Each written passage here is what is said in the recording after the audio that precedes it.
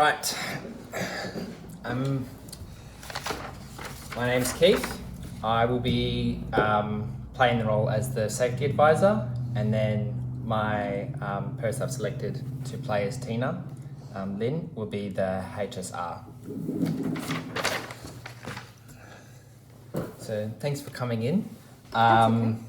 So as far as I know, our supervisor on site has notified me that Ted has been carted away by the ambulance. Yeah.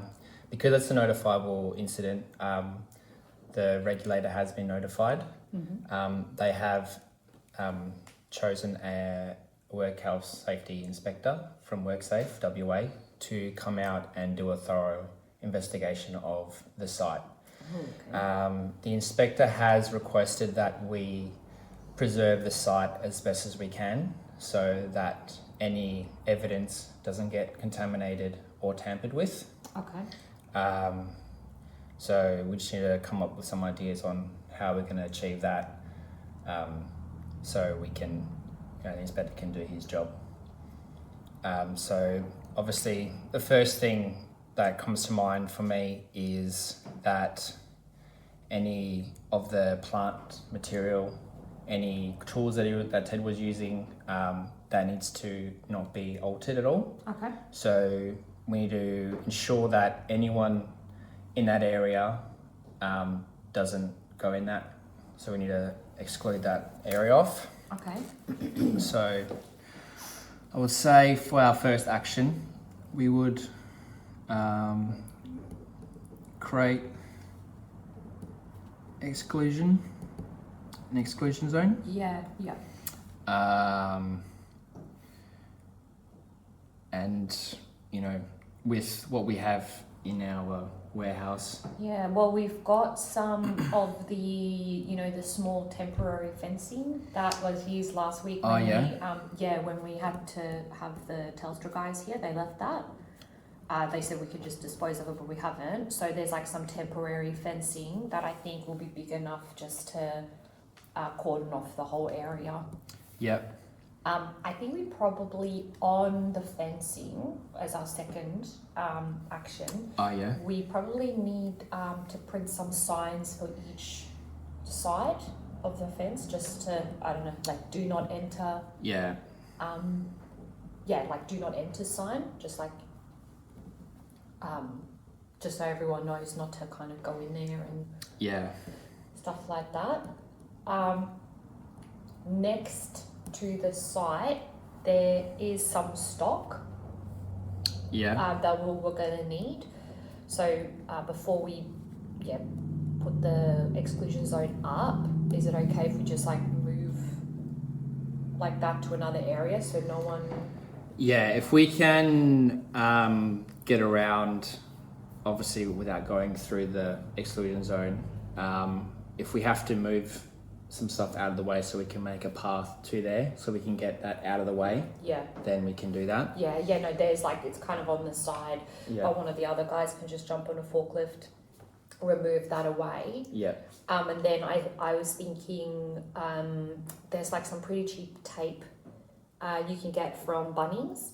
And we can just like put like where people can walk instead, because where he was actually right next to, how we have like the demarked areas where visitors can walk. Just because it's like a high traffic area with the forklifts, I reckon we put that on the floor just to show the alternate route, because it literally goes right through where we're going to have the exclusion zone.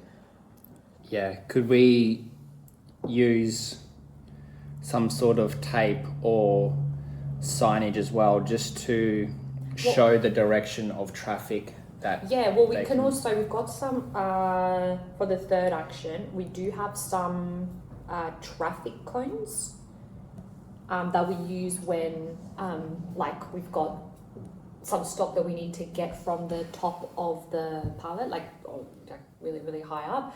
So we normally have like some cones that we put up when they go up on the lift. So we can use that to kind of have one cone with a sign on, to say exclusion zone or something, follow this route. Yeah. And then we can put the tape to show where people can walk instead. Yeah. Because obviously people are going to want to go up and like have a look at it, but like yeah. I think if we just like try and minimize that as much as we can. Yeah. For the third, I think we probably need like a drop sheet.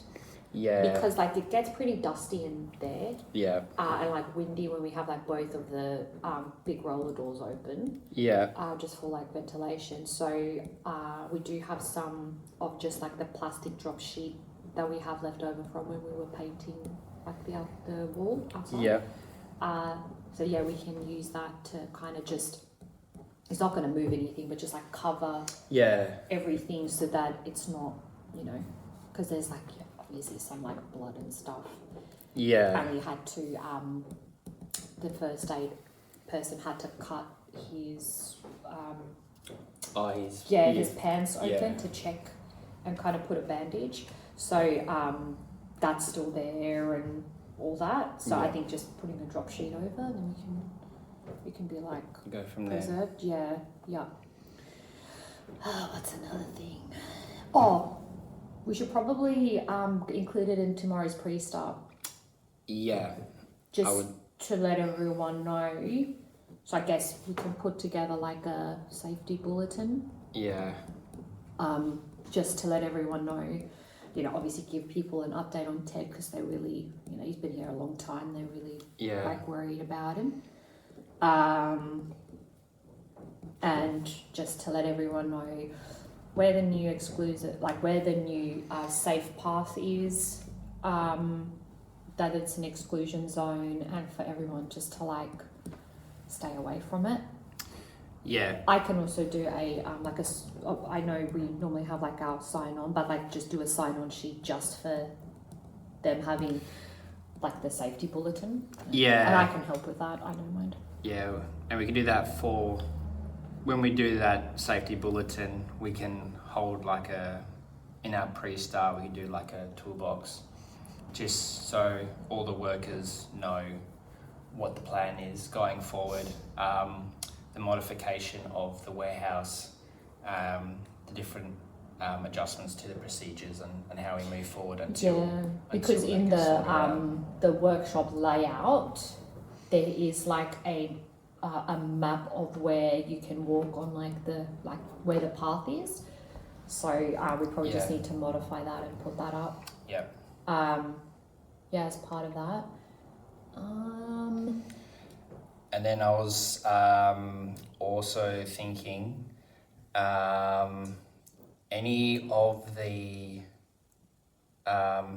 keys, or like especially for the forklift, we need to just make sure that we keep account of them, and also make sure that that gets locked away. We could probably get Lorna to put, because she locks her office every night. Yeah. Because she's got like all the consignment stuff and some like petty cash and stuff, so she locks her office every night. So we can probably give those to her, and she can put it in like where she keeps all the petty cash and stuff. It's actually like a little locked box. Yeah, so she can put those in there. No one will be able to access it that way except for her, and she doesn't have a ticket, so. Yeah, okay. And then last thing, any of the workers that saw that incident happen, we should just check up on them.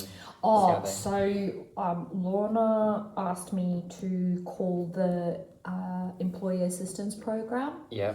And they normally can do like they call it a critical incident response. Yeah. Or a rapid response. So there's actually a psychologist coming in tomorrow. Yeah. When we're having the pre-start, to talk to everyone about like how they're feeling. I know there's like a couple of people that actually witnessed the whole thing and then were the first to run over. Yeah. To check in. So like what we've done is like she's gonna come in, this psychologist test. Yeah. And she's gonna come in, she's gonna like give a little overview of like what's normal to feel when these things happened. Yeah. And then she's also staying an hour after, and she's actually going into the meeting room, and anyone who feels like they need to, they can go in and have a chat to her confidentially. Yeah. Yeah, so we've organised all that, and then we're opening a phone line for the week. Yeah. Just for that incident, so she will be contactable for anyone who wants to, talk about it. But we've also, Lorna, when it happened, said to the supervisors to tell the crew that if they don't feel okay to be on site tomorrow, then they can stay at home. Yeah. Yeah.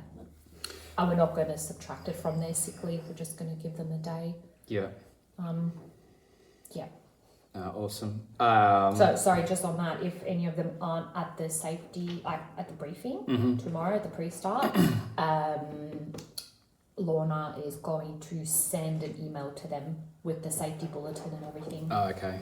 And with the changes, just so they know as well. But we'll check when they come in. If they're not there tomorrow, we'll just check on, if they know. And then, like anyone, like there's a couple, obviously those people on leave. Yeah. We've got a note in there for the supervisors to have a chat to them about it when they come in. Yeah. Yeah. Okay, that's awesome. I think we've got some solid actions here.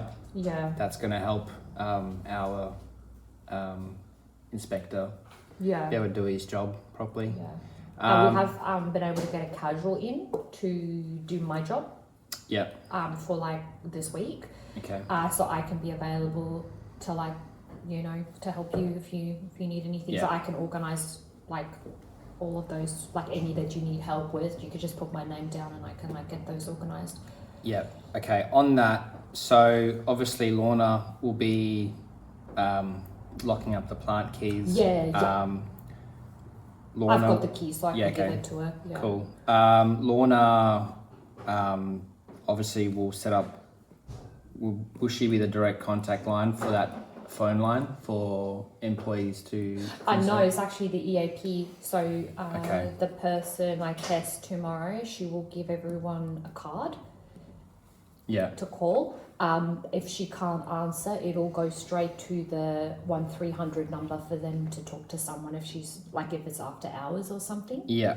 But she said that when we sent through the rapid response request, everyone that's on this week have received a briefing of what happened. Okay. So they'll be able, if the crew just tell them, we're calling from this site, then they'll know that the crew won't be able to have to go through the whole incident again. They'll know what happened. So.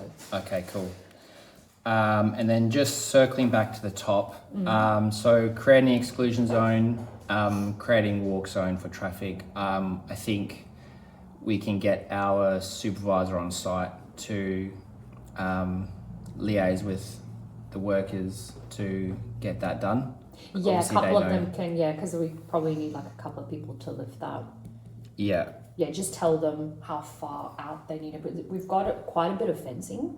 Yeah. That they left, so because it was all along the verge. So yeah. Yeah.